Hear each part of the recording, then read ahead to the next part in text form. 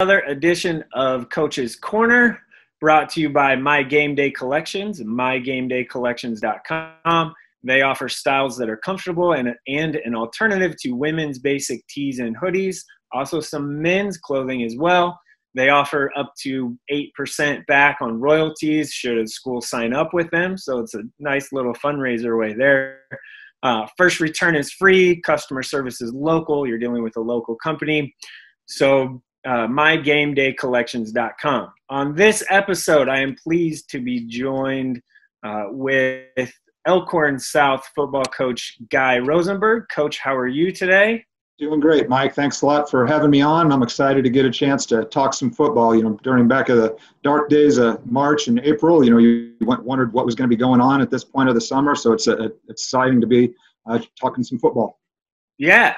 Speaking of football, you guys have had the opportunity to do a little bit of football stuff here in June, right? Right. So that at the beginning of the month, we were under the same limitations as everybody else and doing the weight room work with just the groups of 25, the static groups of 25. We did get the clearance to start doing some, we're just calling it turf work, just half-hour sessions that we've been doing 2 days a week with groups of 25. And that's been great just to get a chance to do some hands-on instruction, review some of the concepts that we'll be putting in offensively this year. And we have a new defensive coordinator, Coach James Kerwin. And so it's been a great opportunity for our players to get out on the field and get a chance to see how the pieces all move and operate and connect together. Out on the turf, we've tried to maximize our opportunities using Google Classroom, using Zoom. And so I think we've maximized the off season as much as we could then. But there's nothing that compares with actually physically being together on the field. And even if it was only groups of 25, even if we couldn't use a football, since that counted as shared equipment, there's a lot of instruction that you can do where you don't need a football. So it was just great to see the players, great to be out with our coaches and get a chance to work on some football together. And you mentioned, I was gonna ask about it, but Coach Stanley leaves, a great opportunity for him after being with you for 7, 8, 10 years, something like that. He gets the opportunity to be the head football coach at Elkhorn North and build that program. How much did he kind of mean to Elkhorn South football? And by his account, you guys are still really close and going to remain friends and stuff like that. Well, we're great friends, and there's a huge amount of respect between us. And definitely, we wouldn't have been able to accomplish the things that we've accomplished at Elkhorn South without Coach Stanley. I mean, we've been together for 8 years. He was the defensive coordinator for 7 of those years, and he's a great X's and O's coach, great fundamental coach, and outstanding culture builder, culture of accountability. And so we've learned a lot from each other, and he's going to be extremely successful there at Elkhorn North. They're going to win. They're going to do it the right way, and I'm just proud to be associated with Sam and all that we accomplished together. And I'm looking forward to, the way I put it, we'll be rooting for Elkhorn North every game of the year except one, and that would be whenever we cross paths with them. But outstanding coach, outstanding person, and that's going to be an excellent opportunity for those kids that are going to play for him and his staff up there at Elkhorn North. Is anything going to change much philosophy-wise with, Coach Kerwin taking over the defensive side? Well, we're going to be, it's going to be big emphasis on the importance of practice, the fundamentals, accountability, scheme. So I think that there's going to be a ton of carryover. But on the other hand, I think it's just like being a head coach. You have to be your own man. That Coach Kerwin is a veteran coach. Right. He's been a coordinator at the Class A level. He's been a coordinator at the small college level. He's been a professional head coach with the Omaha Beef. So he's a guy that brings a ton to the table. And I've been extremely impressed with him. Our other coaches have been impressed with him. And the biggest thing is wanted to feel like that, and this kind of ties into the whole pandemic idea as well, too, that the kid only gets one chance to be a senior in high school. And so we want to do everything we can to maximize that opportunity. I was extremely excited when we were able to bring Coach Kerwin on as defensive coordinator. Got some other veteran coaches that are going to be with him there, too. Coach Tom Mueller, who had been the head coach at University of Nebraska Omaha years back.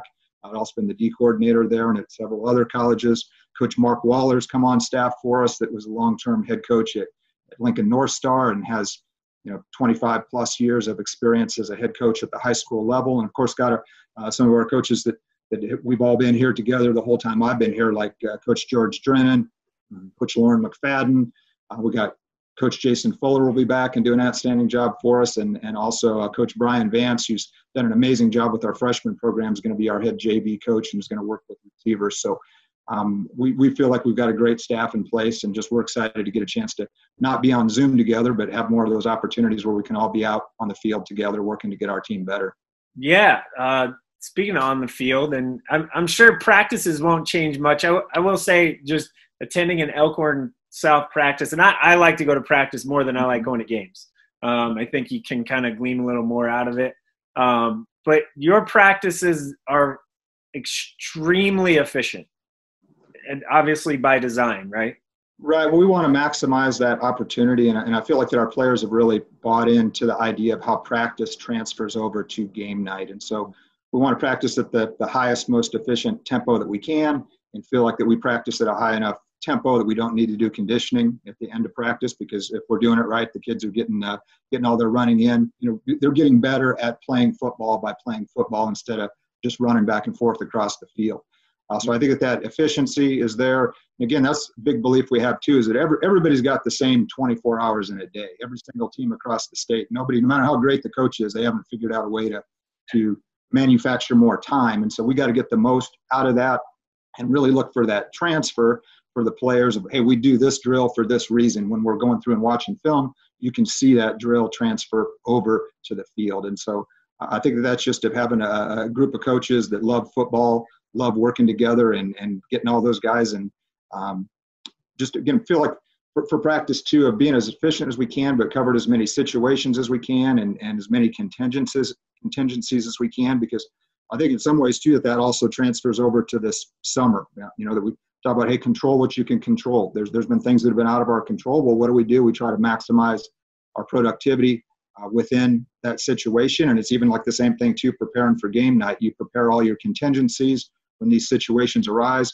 Well, for this summer, right, that there's been contingencies that nobody could foresee in in the past 100+ years of football. So very, very proud of the way that our players practice. And I think that's a culture that comes from within, that those, our veteran players show the younger guys what it's supposed to look like, the effort, the attention to detail. And I think that's just been passed down from generation to generation from our football team. So very, very proud of our player leaders, just of the way that they've led and built that type of culture.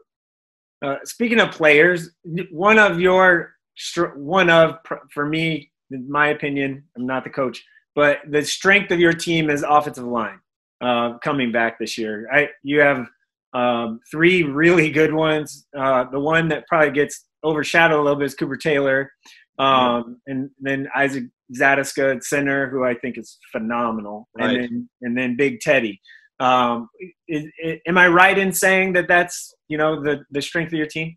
Well, you're right. I think that offensively, everything begins and ends up front. And again, we have got a great coach in George Drennan Sr. that has worked with those guys.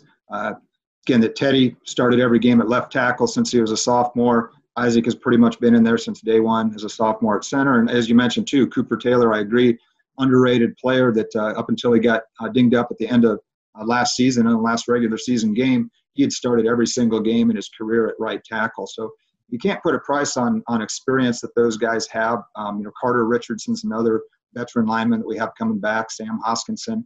I think that having been out there in the arena, and as much as like we talked about the value of practice, still of having the value of those game snaps out there. And I think too, just so impressed with those guys. You mentioned with Teddy, one of the things that I really respect about him is he's the same guy every day. Would have been easy for him to feel like that he has arrived. He's never had that attitude. He loves practice. And I think, we were talking about the culture and the tempo of practice, right? When you got your outstanding players like Teddy, like Isaac, like Cooper Taylor, Mekhi Nelson Douglas, Guy Hunt, Trevor Winterstein, all those guys showing the younger players what it's supposed to look like, that I think that's when you can really build something special together. But Gabe Witten's another offensive lineman we got that's going to be a junior, Chase Emzik. So we've definitely got some good guys that are there in the pipeline that have been working hard, waiting for their opportunity. But on the other hand, we've got those 3 players that you mentioned that have been out there getting it done in Class A football for a couple of years now. And I'm excited that, they're all a year bigger, faster, and stronger. And so it's going to be fun to turn them loose. Bigger key word there. Yeah. So there's some big guys. And I think the key thing too is that they're not only big, but they're athletic. That Isaac's a guy who plays lacrosse. Cooper, Taylor, we love multi-sport athletes. Cooper's got, wrestling background. With Teddy, he's a basketball player. And I think that's the big thing with Teddy. I mean, there's a lot of guys that they're big, but for him, he's just so agile, great feet, flexibility, the ability to bend. And, also the guy's probably up getting, 6'9", 6'10", 290. So there just aren't that many guys, like we said before, walking down the street that have that combination of football IQ, athleticism, and that consistent work ethic and humbleness to work hard every day to be the best that he can be. I'm sure, and while we're on a little, just real quick, I'm sure you've seen Teddy play basketball. Mm-hmm. I'm sure you've seen him maybe dunk a basketball. Do you ever think, man, he's going to bring that whole standard down with him? Well, that's a big guy with a lot of power and explosiveness behind him. With the Olympic lifts, with the squats. That's the thing I think too, for when he's pulling and moving on the football field and he arrives at his destination and uncoils. That there's a lot of I'm an English teacher, not a physics teacher, but I'm figuring on there's a pretty good amount of force that's being delivered at the other end when he arrives. Just because again that he has that explosiveness, that knee bend where he can play low and go from that low plane to the high plane. So I'm very excited that we have him back and his teammates too for this year. And another guy too, Mackay Nelson Douglas, outstanding athlete. I know you had a chance to see him last year in practice and watch him perform. He's a guy that's going to be in contention, along with Dylan Krause and several other players at quarterback for us. But, outside linebacker that's been a real revelation there, can really rush the passer, bend, get to that junction point and translate speed into power. And so he's a guy now that's got offers from Army and Colorado State and North Dakota State.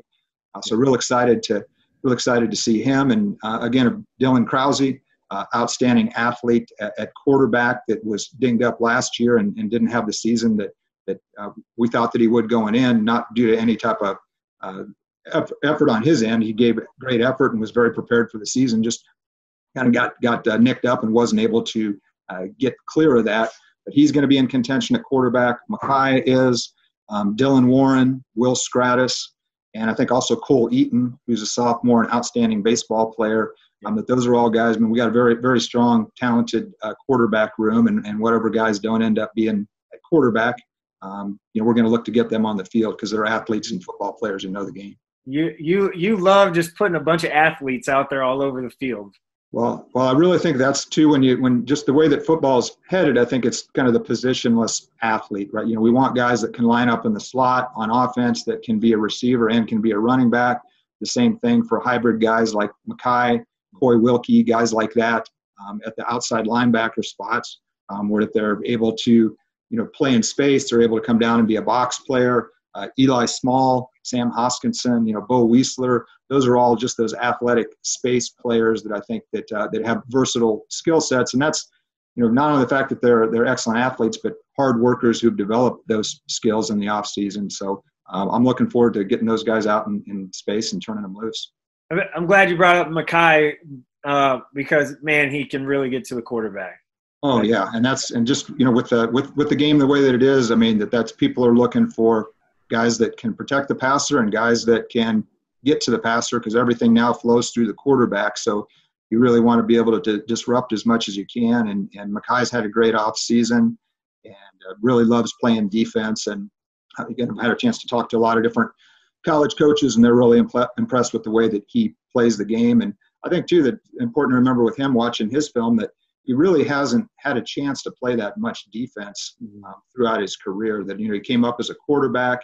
He's also excelled as a running back and slot receiver, but it wasn't until last year that at the varsity level that he really played extensively on defense. So I think that there's a ton of upside that's there that hasn't been scratched yet, and that's going to come out this fall on the field. And I think also too of wherever he ends up going to college that he's really going to do some outstanding things there too. And running back, you guys, I mean, outside of Moses, who you used a lot of different ways because, like you said, you like using athletes differently. running back's a spot that you can kind of flip guys, and I know you like just running back by committee almost, it feels like, or whoever's kind of rolling, right? Right. We try to systematically rotate players to keep guys fresh, and we're big believers that all of our players learn both sides of the ball, practice both sides of the ball. So we want to have a systematic rotation to keep those guys fresh so that when it is fourth quarter of a close game, that they've got something that's in the tank. So our guys, Mackay, even if he'll play quarterback, he'll play running back. I think on there, Ben Warren was a guy that had an outstanding season for us last year as a sophomore, really came on strong and played extremely well at the end of the season, particularly in the playoffs. And so he's definitely one of those hybrid guys, too, that fits into that same cloth as like a Cooper Jewett, a Eli Husted. We really love having those guys that the more versatile somebody is, the more difficult they are to defend. I think like last year, I could be wrong on the numbers, but I think Eli Husted was the only Class A back that had over 1,000 yards rushing, over 500 yards receiving. So again, if the guys like that are tough to defend because you're not sure. You got to have a versatile guy lined up across from somebody like that in order to defend him. So just real excited about those guys, and I think Bo Weisler, he's a guy that runs angry, runs downhill. He's been primarily a defensive player, but I picture getting him some reps on offense. Cole Pedig is another guy, very very physical downhill guy, and so we feel like we can adapt our system to whatever type of quarterback, whatever type of running back that we have. But I'm excited to turn the backs loose that we have, that really all they need is a small crease, and they're going to have some pretty big creases behind those guys that they're going to have playing up a lot of them this year. Yeah, I think Ben Warren can just kind of hide behind Teddy a little bit. Yeah. He's tough to tackle just because of his stature, and then Right. Well, I think that's going to be a good fit. You're right that a lot of great backs when you think of throughout football history, right, that can get in there, be behind the big tall trees. It makes it tough for those for the linebackers to see where they need to fit on there, because particularly with Ben's quickness that he has, his lateral quickness, and the same thing with Mackay, and same thing too, like I said, also with with Bo, really runs behind his pads, and so does Cole. So I think that we're going to have some excellent fits there, and also got some of those other hybrid guys too, like Guy Hunt, Trevor Winterstein, Ethan Diedrichson. They're also guys that fit that hybrid mold that we've had. Cole Ballard's a kid that's going to be a sophomore that I think has got some real good upside that's there. So just excited to see those guys out there playing in space. The one question I guess I've never asked you, and maybe it has been asked of you, but the transition from Class B to Class A, how was it harder than you thought, or what kind of adjustments do you think that you made that now if you look back you're like, oh, maybe we could have done this differently? Well, I think football is football, but I do think that the biggest difference between Class B and Class A is that the teams throw the ball more efficiently in Class A. That I think that there's just a higher level in general of quarterback play in Class A. I'm not saying we faced some outstanding quarterbacks and receivers and passing games when we were in Class B, but I just think across the board from week to week that there's more efficiency in the passing game, where the teams are, if there's a hole in the defense, if there's some open grass, I think there's a lot better chance of teams finding it there. I do think also that maybe, and again, I haven't had a chance to watch Class B as closely for these last couple of years, so maybe there's been more of a transition there. But when we were in Class B too, there was a big emphasis on 21 personnel, downhill, I formation, running game. And I think with Class A that there are probably a higher percentage of schools that profile predominantly as spread teams. We still see some of the 21 personnel, I formation, but probably maybe not quite as much downhill run game as we saw when we were in Class B. Okay. All right. So last question, and I ask this question to everybody, and I think I know what your answer is going to be, because you're not one to really single out players by themselves, but not the most talented, but favorite kid you've ever coached. Could be at Elkhorn South or, before. Probably the safe answer is to pick a kid from years ago, not at Elkhorn South. Well, I'll tell you that I will stick to players that aren't currently active. At least there you go. I'll do that. But I do think that, I'm a big believer that you win with reliable people. You win with team first people. And we've just had so many of those guys that have done an outstanding job that you're right that it's tough to nail down. I will mention from way back when first started getting into the spread offense when I was with John Gingery there at Lincoln East, that Jim Ebke, outstanding player there at Lincoln East, a Gatorade Player of the Year, and kind of the first guy that we had that was that true combo run pass quarterback, and just that played quarterback like a running back. He was fun to coach. I think for as far as the guys here at Elkhorn South, I'll just mention a couple of them. Moses Bryant, that guy. I mean, we think about just pretty amazing when you think about 105 career TDs. I mean, this kid could make a long highlight tape of all just touchdowns.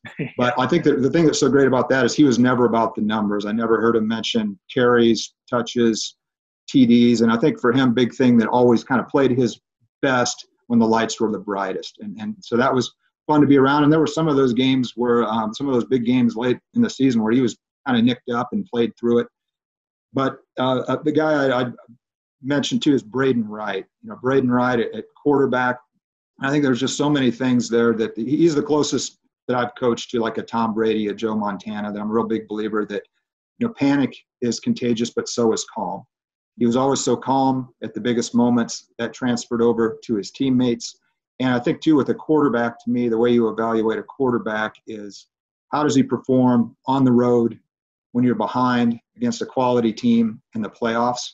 And Braden proved himself, over and over that way. He's a guy that never lost a game as a starter. And again, I think he was always very unselfish, team-first guy. And for him, I guess just a little thing to illustrate that. And I'm going to mention another guy that maybe people might not immediately have come to mind. When Braden was a junior at the start of the year, he was not the starting quarterback.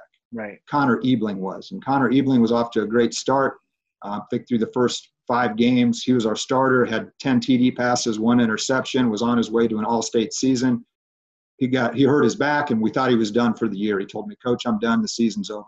At that point up to there, Braden hadn't been pouting around that he wasn't the starting quarterback. He was a receiver, had a bunch of long TD passes that he caught.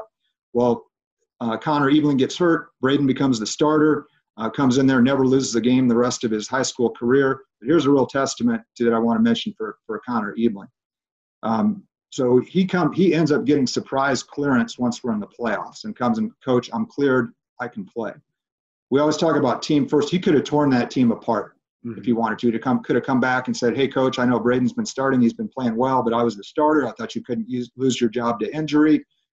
Braden kept on playing well, and Connor was an unselfish guy and put the team first, which I'll always respect and think so highly of him.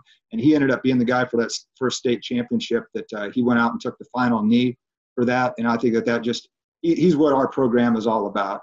Kids that wait for their opportunity. When unforeseen things happen, they handle it with poise. They put the team first. And I think that that those guys all really did things the right way. Awesome.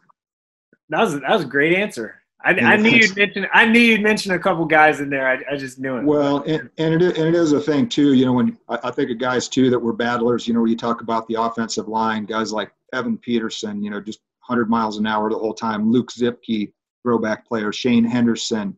Yeah. Some of the Reitz brothers. Those guys have been fun to coach. And I think some of those linebackers too that I know that Sam mentioned, like Cole Anderson, Tanner Mayo, Jack Parody. Again, just those are the guys that are kind of the keepers of the flame is the way that I put it. When we talk about the culture, those are the guys that show the younger guys how to do things. And we definitely got the same keepers of the flame that are seniors for us this year. And I'm just so excited that we're getting a chance to move forward together and get an opportunity for those guys to have an outstanding senior season together where they want to be. Yeah, no matter how it looks like, let's just actually play football, right? Like if there's people in the stands or not, who cares? Right. Like we said, hey, we'll control what we can control. We'll get out there, and the biggest thing is being together. And I think you hit on something that was real key earlier. That the games, those are fun. There's all those great memories that are there. But I think a lot of the memories that kids have of high school football are in the journey and the preparation, out of being out there together, working hard in practice, or working with the younger kids in youth camp, or being on the bus of a long road trip. And just those memories are so precious, and I want to make sure that these players all get an opportunity to have those. And again, we're going to look to maximize whatever opportunities that we have this season. All right, Coach, thank you very much. I appreciate your time as always. And this conversation was really good. Thank you. Well, thanks, Mike. I really appreciate you having me on. And again, it's exciting to be talking football and looking forward to the season.